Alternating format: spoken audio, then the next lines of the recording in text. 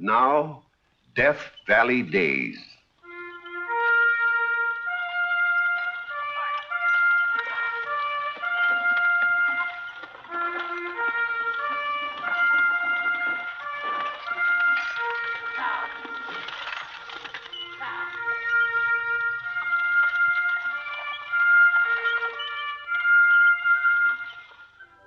Howdy, folks. I'm the Old Ranger, and I have another interesting true story for you about the historic Death Valley country. How is it that one man goes far in this world, becomes a big success, while another, with the same opportunities, never seems to get anywhere? That's the situation in our story tonight. To Big Charlie from Little Charlie.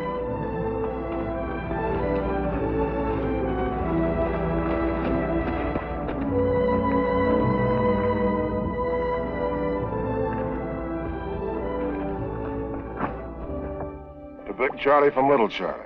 Meet me at Saddleback tomorrow morning. Big deal set. Well, good for Little Charlie.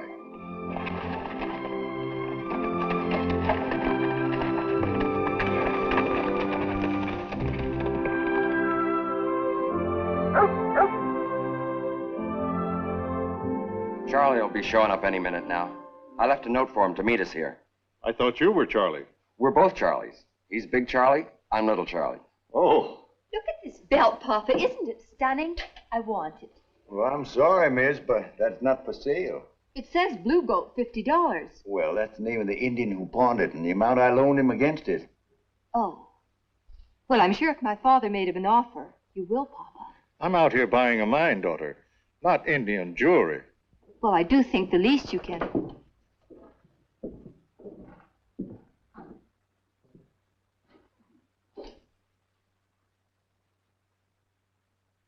I got your message. I figured you would. Meet Mr. Gates, Charlie Loomis. Spencer Gates, the Gates Mining Syndicate? That's right. It's a pleasure to meet you, sir. And this is my daughter, Consuelo. Also a pleasure. Thank you. The papers are all drawn up. All they need is your signature. Have you a pen and ink? Sure.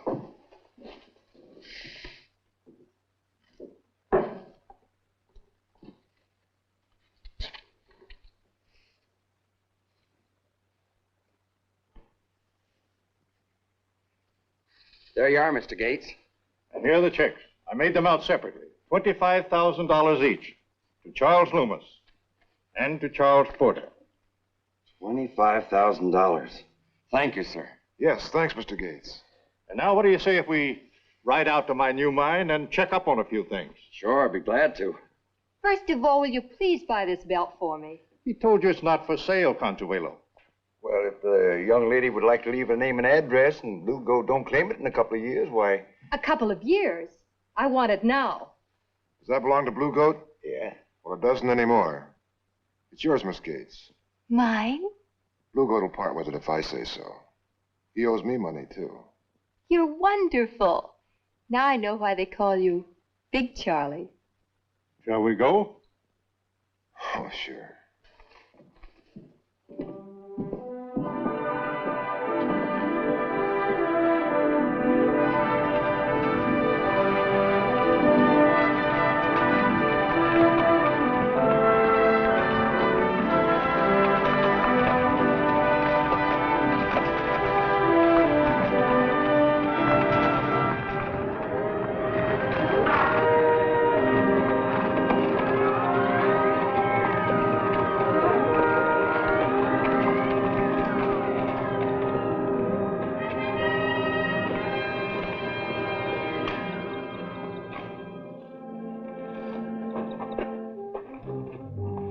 Thank you.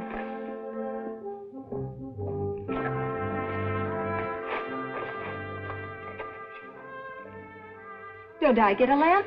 You wait outside. But I want to see the mine. And put a jinx on it? Nothing doing. Well, it's supposed to be bad luck for a woman to enter a mine. You don't believe that, do you? Well, I do believe you get your clothes dirty, ma'am. Oh, all right.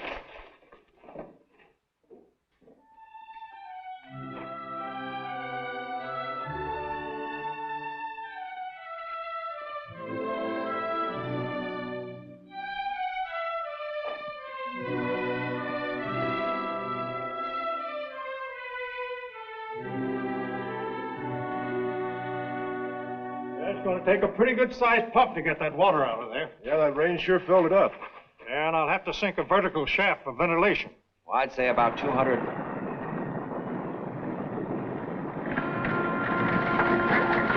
Rock slide! Consuelo, look out! Rock slide!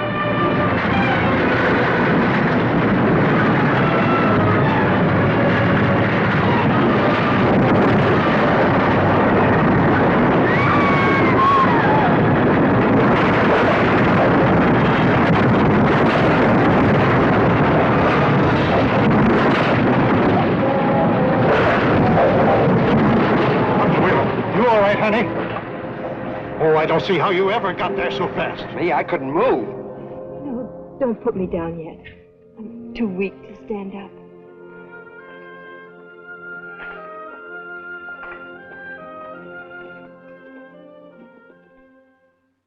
He's just the kind of a man you need in your company. He knows mining, certainly. And he's a go-getter, thinks and acts fast. But nothing stand in his way. He'd be invaluable to you. It couldn't be you want him for yourself. Of course I do. Buy him for me, Papa. Please. All right, honey.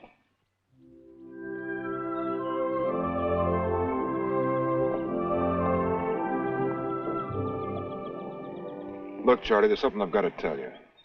Yeah? I had a talk with the old man this afternoon, Mr. Gates. He made me a proposition. To represent him out here? To go back east with him. Work in New York. You said yes. It's a chance of a lifetime. Well, you'd be a blame fool if you didn't. I'm glad you feel that way, Charlie. I was afraid, well, you know, we've been partners for 10 years. I'll get in to do something for you, too, once I'm set. Oh, well, don't bother, Charlie. I'm staying right here. You're not going to keep on prospecting. No, I'm going to do something I've always had a hankering for. I'm going to buy out old Cy Dodge. I'm going to run Saddleback. A trading post? What is there in that? Comfortable living, a home, people. But it won't lead anywhere. Well, I don't want to go anywhere. Look, Charlie, I know you're kind of sore at me for walking out on you. Oh, not a bit. I expected it. You're much too big a guy to be willing to spend the rest of your life in the desert. You're darn tootin'. Well, me? Well, I'm little Charlie. I belong here. Haven't you got any ambition? I don't want the world, if that's what you mean. Well, I do. And I'm out to get my share of it. I'm going back east with Spencer Gates. Learn all there is to know about big business. Make myself indispensable to him. Marry his daughter. If she'll have me. She could do a lot worse. Well, I hope it all works out as you say, Charlie. It will. Nothing's going to stop me.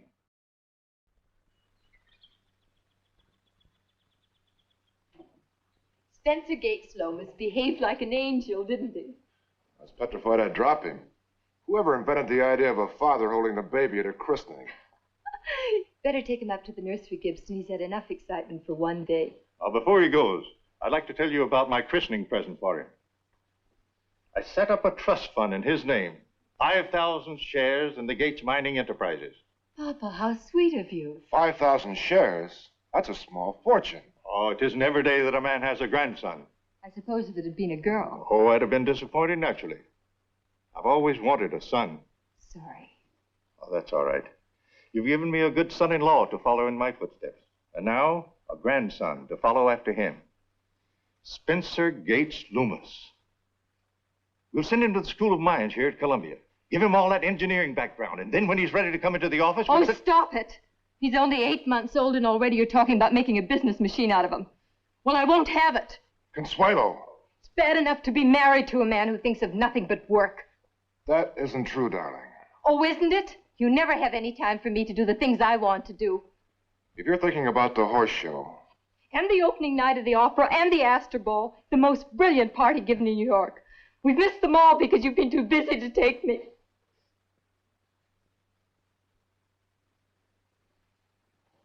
Listen, my dear.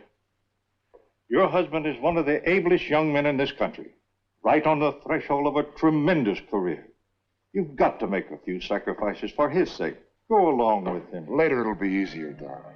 Right now, these are the years that count. If you can just bear with me. Of course, I'm a selfish little beast. Forgive me.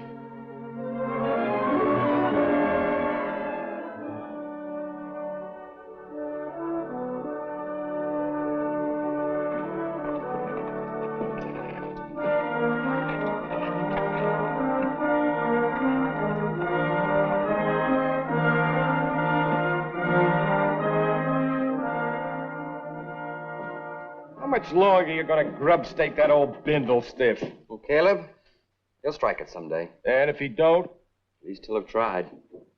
Charlie, you're a fool, staking all these guys commewing around here. I was a prospector once myself, Casey. Yeah, and you'll be out prospecting again one of these days if you don't watch out. Charlie! Charlie! Come quick. Blue goat dying. Got knife in belly. Who stuck him? Me. You. Blue goat eat bad fish. Got pain in belly. Swell up so. Hard like drum. Me stick 'em. Let gas out. Where'd you ever get such a crazy idea? Me see men stick knife in cow that get 'em gas. Swell up. Work fine. Jerusalem. Some folks think life in the desert is dull.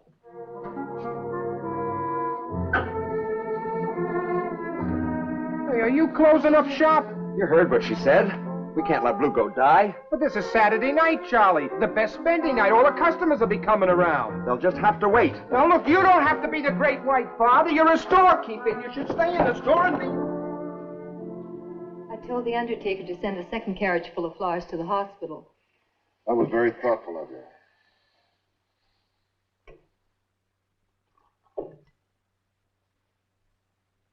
He meant more to me than my own father ever did. He thought as much of you as if you were his own son. You realize this makes you one of the wealthiest heiresses in America? And puts on my shoulders the responsibility of carrying on the vast financial empire that he built. Not just yet. First, we're going to take a good long vacation. Go to Europe together. Europe? For at least 3 months. Consuelo. The children will be all right. They're 8 and 10 now, and Miss Rowlands will be here. I'm not thinking about the children. I couldn't possibly get away at this time. With all the decisions to be made, your father's estate to settle. That can wait. That shows how little you know about business, my dear. Look, I've been tied down here ever since Dad was taken sick. We've both been under a terrible strain. We need to get away. Later, perhaps. That's what you've been saying for years. Later, later, later. Well, I want to go now. I'm sick and tired of waiting. Use your head, Consuelo. I'm sorry, I didn't mean to snap at you. Oh, Charlie, what makes us quarrel so much? What's happening to us? I guess it's my fault. Perhaps we should be apart for a little while. Perhaps I should go to Europe anyway. Why don't you? And I'll join you later if I find I can.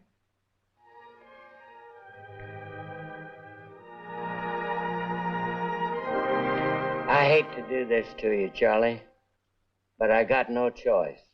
Your taxes is way in arrears. If you don't pay up, I'll have to take this place over. That's the law. How much time I got, Sheriff? Well, under the circumstances, I'll extend it to 30 days. Thank you, Sheriff.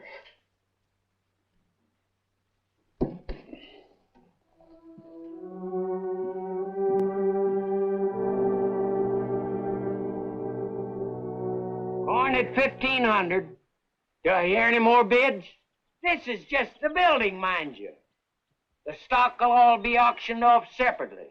Come on, fellers. How about you, Josh? You're not gonna let this go for 1,500. Come on. Going once. Going twice. Sold to Mr. Sam Tobin for 1,500. And what a buy.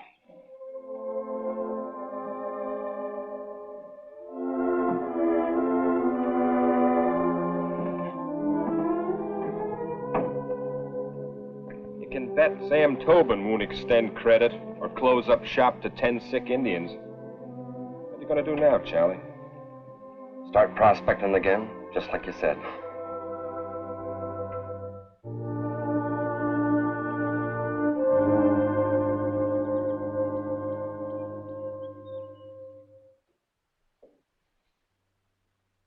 Why, Charles, I thought you were dining at the club with the board of directors. It had to be postponed. Consuelo, what's the meaning of this?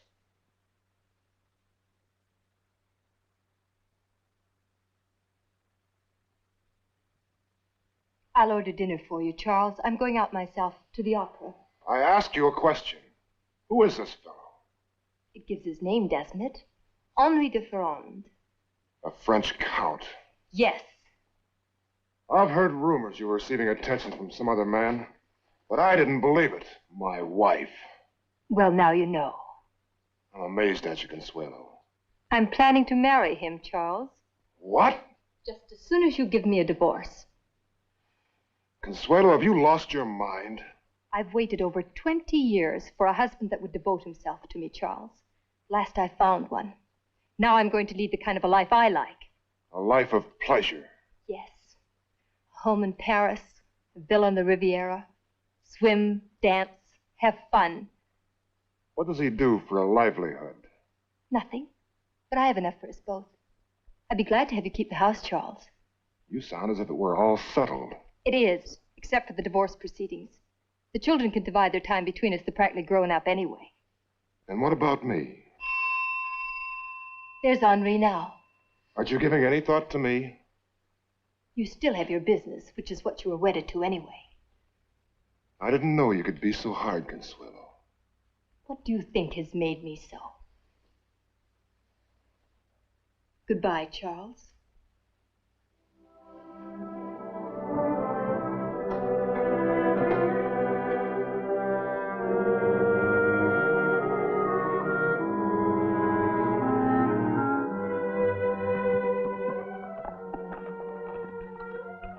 Hello, Sheriff. Charlie, I was hoping I'd run into some prospector. Can you give me a hand? Doing what? Feller dead in a shack up yonder. I found him when I stopped just now for water. Murdered? No, he's an old guy. Heat stroke, most likely. Been dead several days. You want me to help you bury him? If I can borrow your shovel, the only one in the shack's got a broken handle.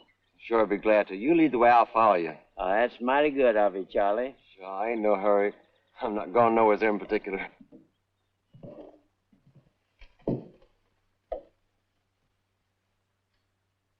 Why, it's Caleb Peters. You know him? I grub-staked him for years. Lost track of him after I gave up Saddleback. Poor old guy. Has he got any kin? Not that I know of. There may be something in the way of letters which will tell us.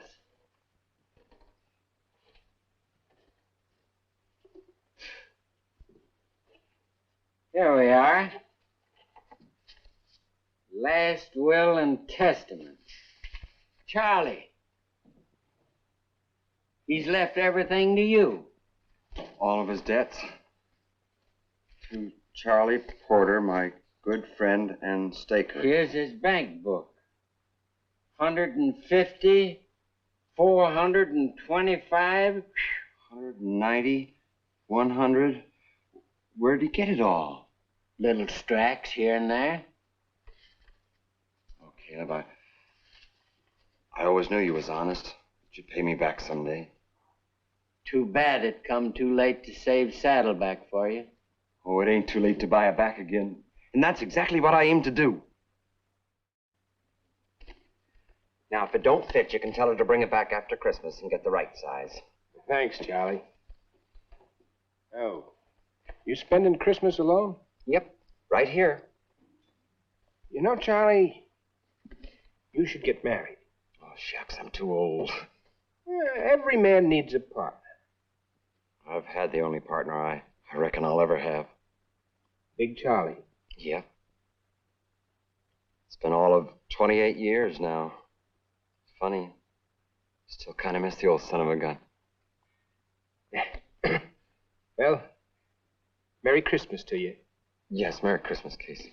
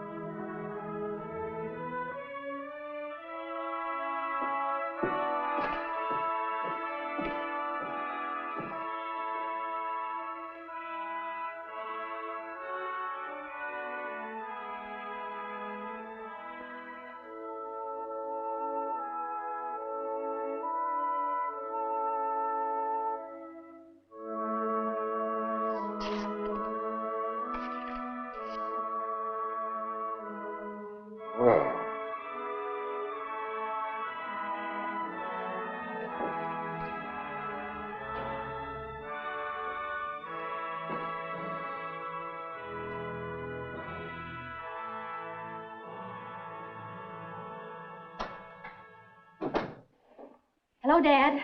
Ah, Connie. Good evening, Grandpapa. I've been racing to get my Christmas shopping done. Well, you still have a week. Oh, but I haven't. I'm leaving day after tomorrow. Leaving? I've had the most wonderful invitation, Father. You know the Mortimers? Well, they're opening up their house in Stockbridge for the holidays. All our crowd is invited for a real old-fashioned Christmas. And you're going? Oh, I can't wait. I knew you wouldn't mind. I mean, Christmas doesn't mean a thing to you. You're not the sentimental type. Of course not. Your brother will be disappointed, though, to come home and not find you here. Oh, Gates. He'll be so busy stepping out with all his baby dolls, he'll never even notice. Paul Roger. Seems to me you're pretty popular yourself. Just the usual from business friends. Just listen to him. The big tycoon. Well, I must fly. I'm going to dinner at Delmonico's. Oh, by the way, I'm so terribly broke. I'll have a check made out. Thank you, Dad. You're the most practical parent. I adore you.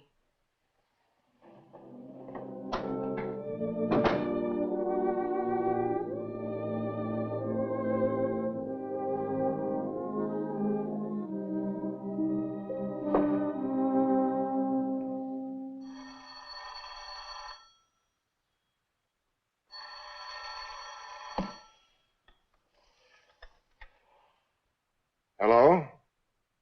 Yes? Yes, this is Mr. Charles Loomis. Yes, of course, put him on. Hello, Gates, how are you? You're going where? Paris? I know your mother would like to have you with her over there. That's a pretty expensive trip for a couple... Oh, she cabled you the passage money. Sure. Oh, I understand. A Merry Christmas to you, too. And give my regards to Paris.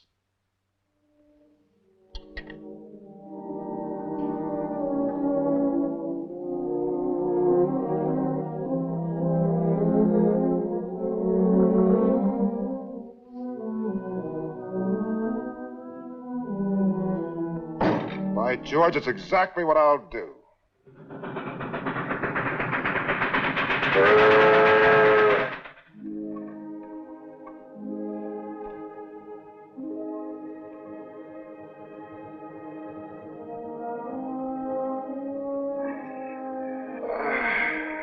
Best Christmas dinner I ever ate.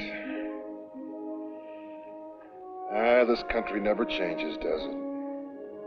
Same sand, same smell of sagebrush, same everlasting silence. Yep. It's only the men that's different. You're not different, Charlie. You're just the same fellow you were 28 years ago. Still no ambition. Now tell me, if you could start all over again, go back to that day we camped here in '85. I reckon I'd live my life the same way. It suited me. What about you? Oh, I suppose I'd do the same, in spite of everything. I couldn't help myself. It's in the stars what we're to be. No, it's in ourselves. You're born to be big, or you're born to be little. And when all's said and done, who's to judge which is the better life? Maybe you can answer that question now you've seen the story. Big Charlie or Little Charlie? Which is the better life? Material success or inner satisfaction?